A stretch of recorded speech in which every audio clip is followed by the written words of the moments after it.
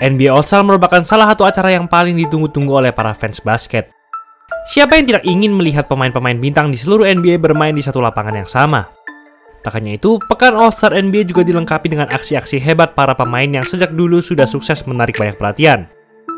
Namun, akhir-akhir ini ada yang aneh dengan NBA All-Star. Acara ini tidak semenarik dan sepanas beberapa tahun yang lalu dan mulai membosankan. Khususnya pada tahun ini, ada banyak rahasia gelap di balik All-Star NBA yang nggak kamu ketahui. Apa saja kontroversi seputar acara terbesar NBA pada pertengahan musim ini? Sebelum lanjut, jangan lupa like dan subscribe ya. Simak ulasan berikut ini.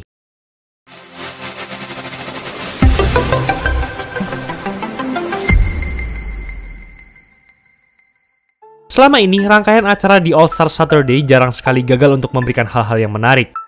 Mulai dari skill challenge, kita dapat menyaksikan betapa serunya jika pemain-pemain NBA harus berlomba-lomba untuk menghadapi berbagai tantangan yang ada di lapangan. Di 3-point contest, para shooter di NBA diberi kesempatan untuk membuktikan bahwa salah satu dari mereka adalah yang terhebat. Dan dunk contest tentu saja menjadi puncak dari rangkaian acara ini. Hingga saat ini, kita sudah mendapati banyak sekali momen legendaris dari para dunker ternama di NBA. Meski begitu, All-Star Saturday tahun ini terlihat cukup berbeda. Salah satu hal yang bisa kita lihat dengan jelas adalah lapangan LED yang modern serta bisa berganti jenis dan warna kapan saja. Inovasi ini sangat keren dan NBA berhasil mengeksekusi ide ini dengan benar. Namun inilah yang membuat banyak orang bertanya-tanya di All-Star Saturday lalu, khususnya di 3-point contest.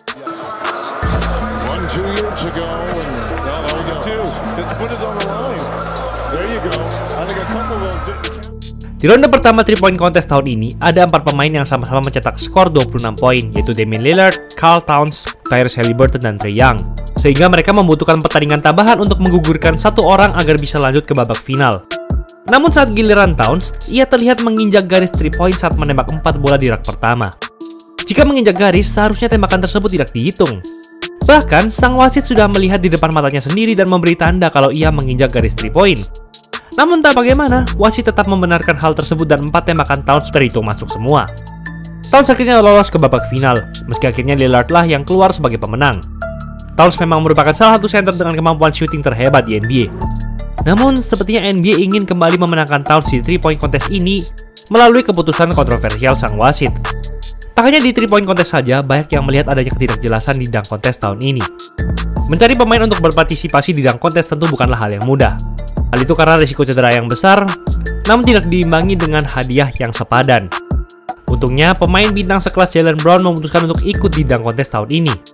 Brown memang sudah sering melakukan dunk-dunk yang ganas di dalam pertandingan, namun kita sudah jarang melihatnya melakukan dunk yang hebat untuk masuk ke dunk contest. Dan apa yang terjadi di dunk contest tahun ini sungguh sangat tidak masuk akal. Aksi-aksi Brown bisa dibilang biasa saja, tapi ia mendapatkan skor yang cukup tinggi dari para juri. Bahkan ia hanya melakukan gerakan yang jauh lebih simpel di kesempatan kedua di ronde pertama. Apa yang menjadi spesial hanyalah Brown loncat di atas streamer terkenal Kai Cenat yang duduk di kursi, padahal Kai Cenat sendiri sudah cukup pendek. Kreativitas Brown sangat kurang di ronde pertama, namun ia berhasil lolos ke babak final. Sebagai perbandingan, ini adalah dunk yang dilakukan oleh kontestan lainnya.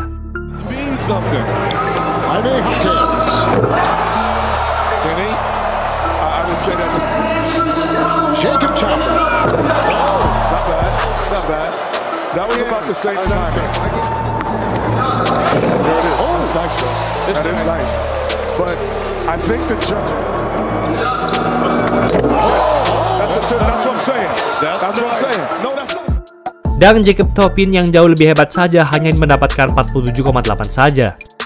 Bahkan ia juga berhasil melakukan East Bay 360 dan hanya diberi nilai 47,2. Di sisi lain, Mac McClung berhasil melakukan dunk yang belum pernah terjadi dalam sejarah NBA. Setelah lompat di atas temannya, McClung mengambil bola, melepas dan berhasil mengambilnya lagi dan diakhiri dengan reverse double clutch. Dengan kreativitas ini, McClung memang pantas untuk peraih skor tertinggi. Namun, ia hanya mendapat skor 48 saja. Sebagian besar skor ini lebih rendah daripada skor Jaylen Brown yang dunknya biasa-biasa aja. Untungnya, para juri akhirnya bermain adil di babak final, dan McClung berhasil mempertahankan gelar juara dunk contest-nya. Meski begitu, banyak orang yang berkomentar bahwa juri sangat ketara ingin memenangkan Jaylen Brown di dunk contest kali ini.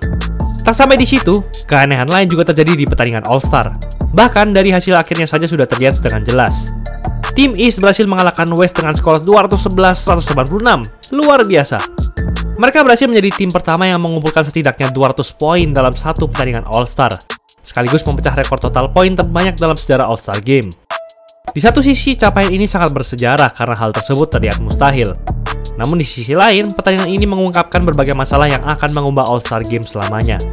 Dalam All-Star Game tahun ini, kedua tim menembak total 168 3 point, terbanyak sepanjang sejarah.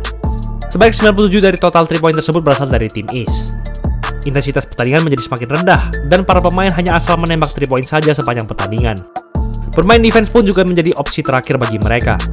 Kedua tim di All-Star Game 2024 hanya mencatatkan total 3 blok saja. Selain itu, pertandingan ini juga hanya menghasilkan 3 foul saja. Kalau sudah begitu, bagaimana nanti di All-Star 2025? 0 foul. Padahal pada All-Star 1993, wasit berhasil meniup sekitar 60 foul. Apa yang terjadi dengan All-Star Game? Sekarang, para pemain sudah malas bergerak untuk menjaga satu sama lain. Coba kita bandingkan dengan All-Star Game NBA 2003 lalu. Pada pertandingan itu, bintang-bintang NBA masih melakukan defense layaknya pertandingan biasa. Pertandingan pun masih berlangsung secara kompetitif. Saking sengitnya, pertandingan ini sampai harus membutuhkan 2 babak overtime untuk menentukan siapa pemenangnya. Berbeda dengan sekarang, para pemain menjadikan All-Star Game terlihat seperti permainan biasa yang ada di lapangan-lapangan sekitar kita. Mereka tidak ingin mengambil risiko besar dalam pekan spesial ini. Banyak dari bintang NBA menganggap acara ini sebagai ajang istirahat dari musim reguler saja. Mereka tidak ingin mencederai diri mereka sendiri di pertandingan yang tidak ada maknanya dan tidak berpengaruh dengan nasib mereka pada musim reguler. Hal ini sebenarnya sangat disayangkan karena mereka sudah terpilih sebagai All-Star dan mereka hanya perlu memberikan aksi yang menarik saja bagi para fans. Setidaknya berikan 360 dunk atau crossover yang menarik. Jika para pemain yang terpilih ini semakin malas bermain, maka sudah selayaknya kursi permain untuk menjadi All-Star mulai ditambahkan. Karena masih banyak pemain dengan kemampuan layaknya seorang bintang yang tidak mendapatkan apresiasi yang sama dengan mereka. Ya, setidaknya kita masih mendapatkan sedikit hiburan di tengah All-Star Game yang mulai semakin membosankan dengan aksi konyol para pemain di lapangan, seperti Luka Doncic dan Nikola Jokic di pertandingan tahun ini. Dan pada akhirnya, NBA tidak bisa melakukan banyak hal untuk memperbaiki situasi ini. Komisaris NBA, Adam Silver, serta para petinggi NBA lainnya memang pernah menyebut jika All-Star Game perlu ada perubahan agar tidak membosankan. Dan dengan banyaknya talenta yang semakin berkembang di seluruh NBA, mereka pun kembali mengubah format All-Star Game jadi East lawan West lagi. Namun hasilnya tetap saja tidak ada persaingan yang panas dalam pertandingan pada tahun ini. Seiring berjalannya waktu, NBA hanya menggunakan pekan All-Star sebagai sarana mengumpulkan uang dan sponsor. Mereka mulai tidak peduli dengan kondisi sesungguhnya di lapangan seperti saat ini yang perlu dirubah. NBA harus melakukan sesuatu agar mereka yang terpilih dapat merasa bahwa mereka diutus untuk memberikan yang terbaik demi gelar yang mereka terima. Sudah waktunya bagi NBA untuk kembali memberikan apa yang benar dan pantas untuk para fansnya di seluruh dunia. Itulah ulasan mengenai episode kali ini.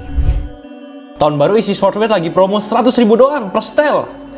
Kualitas dijamin terbaik, full print, jahitan rapi, 100% polyester, nyaman pol. Dari ukuran bayi sampai jumbo ada semua, gak usah takut kekecilan atau kebesaran. Kalau ada yang cacat langsung kami ganti 100%, kepuasan pelanggan nomor 1. Custom jersey olahraga apapun cuma mulai dari 100.000 per setel di isi Sportswear aja.